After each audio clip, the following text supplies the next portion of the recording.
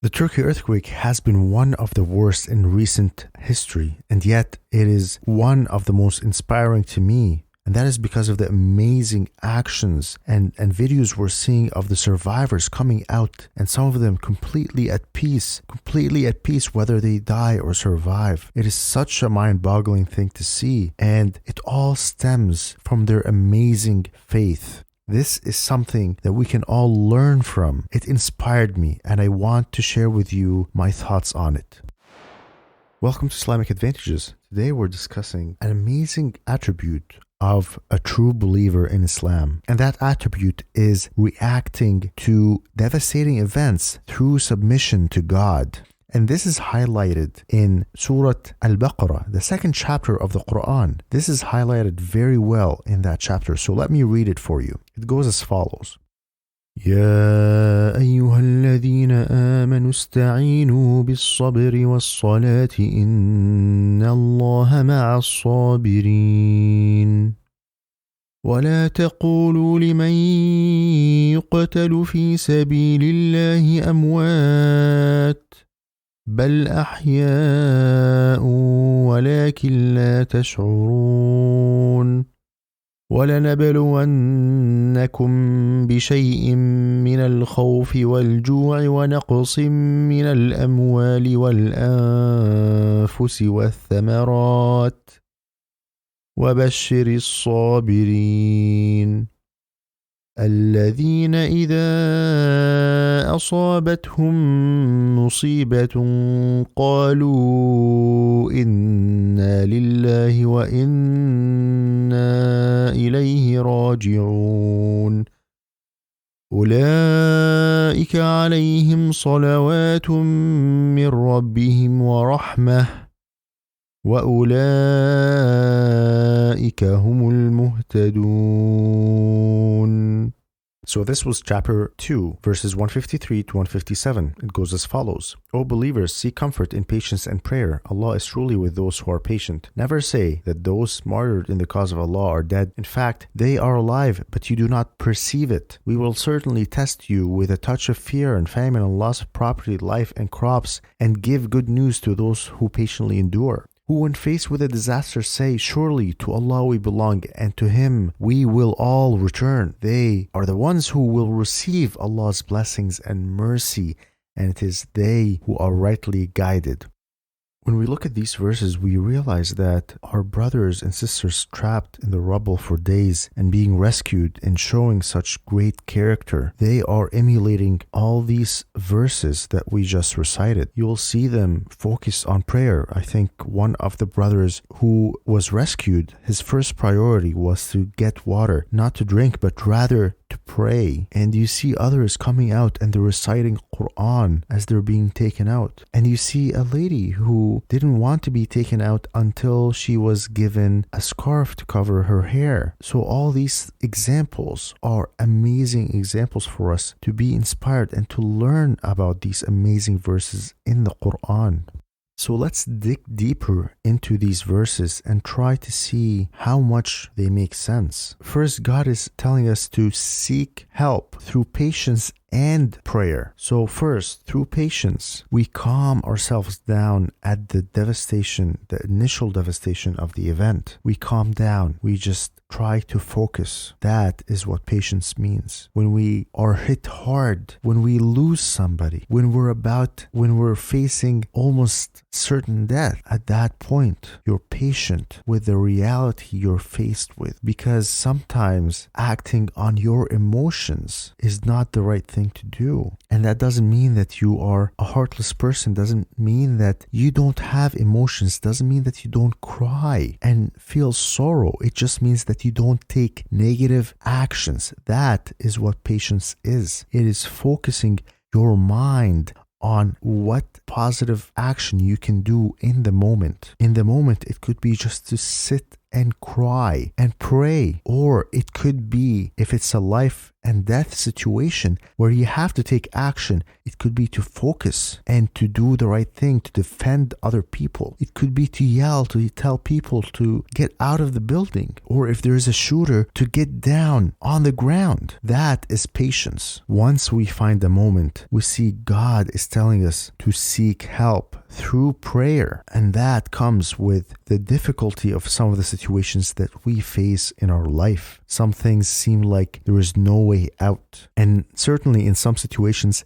there is no way out, but we pray to God to make the best of whatever situation we are in, whatever qadr, as we spoke about it in previous episodes, whatever qadr or fate God has prescribed for us. The point is to be submitting to that fate that we're faced with. Now, moving on from prayer, we see that God is telling us to focus on the purpose of what is happening to us. Our purpose even. God is encompassing our complete purpose, the purpose of our life. He highlights the attitude of these amazing people. They say, we are for God, and to God we will return, meaning we are not afraid of death. We are not so afraid of dying that we will become irrational. Rather, we accept that death is a possibility that we are not going to be able to get away from, even if we survive. So our whole life is in the hands of God. It ends when Allah wills it to end. And if it is Allah's will for us to survive the situation, then we survive. And that is what that means. We are for God, and to Him we will return. Our whole life is just for God. And with that, we emphasize the purpose of our life. We remind ourselves and we remind the people around us what the purpose of life is. The purpose of life is to please God, is to worship God. And when it ends, we're going back to God. Now, who would be afraid of going back to God? It is somebody that has done many wrongs. And indeed, there is no perfect person alive. And yet, the believer is comforted by the idea of being with God. They're comforted by His mercy. They're comforted by His forgiveness. They are comforted by their presence with Him, meaning they prefer being with Him over being with the rest of us. And that is another deep meaning in this verse. And that also gives them purpose. This purpose that they have, it is a reminder of what they are for. And purpose, we know, is an important aspect that helps people actually survive. So counterintuitive as it is, having the purpose of being with God, being completely for God, can somehow make somebody more likely to survive. And we understand this through the experiences of people in the Holocaust. And if you want to learn about this more, you can read Viktor Frankl's Man's Search for Meaning. Another amazing aspect is that this verse and this mindset reminds us to be not so hung up on this life. Ultimately, this life is very insignificant in terms of time and value compared to the next life. So as painful as a moment could be, or even days or years even, suppose somebody is in pain, somebody is suffering with an injury, somebody's suffering with a disability, their life is still short compared to the next life. Their hard life is maybe 60 years, 80 years, but it's not anything to account for when comparing it to the infinite life. So being patient, this is another important aspect, being patient through remembrance of the small value of this life compared to the next life. And so ultimately, the way believers look at disasters and devastating events is by seeing them as opportunities to get closer to God.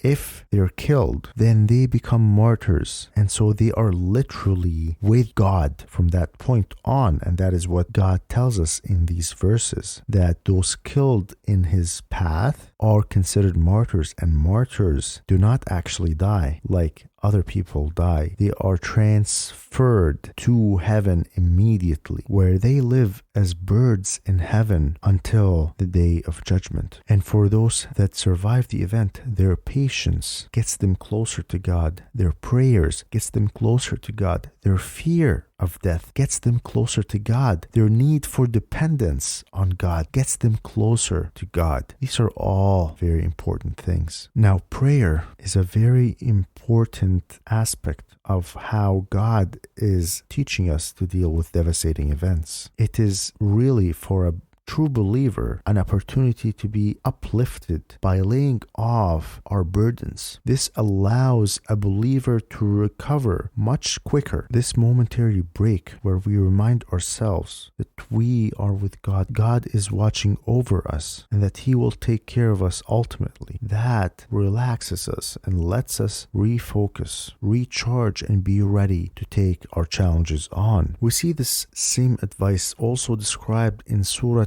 Al-Sharah. It goes as follows: ألم نشرح لك صدرك ووضعنا عنك وزرك الذي أنقض ظهرك ورفعنا لك ذكرك فإن مع العسر يسرا إن مع العسر يسرا فإذا فرغت فانصب وإلى ربك فارغب.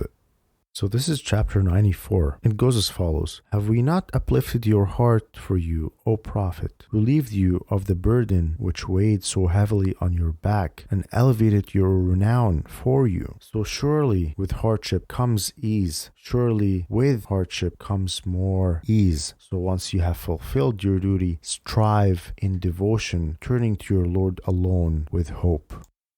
So going back to the survivors, we see that they were facing days of hunger, thirst, fear of death, potential injury as well on top. Why would anyone be composed in such a scenario? It boggles the mind, but that is the grace of God and the strength of faith and the strength of the believers. They are as such in outstanding submission to God's will. Now let us compare that to someone that lacks that level of faith. You might see them act quite differently. You might see them distraught, completely overwhelmed by the tragedy of the situation.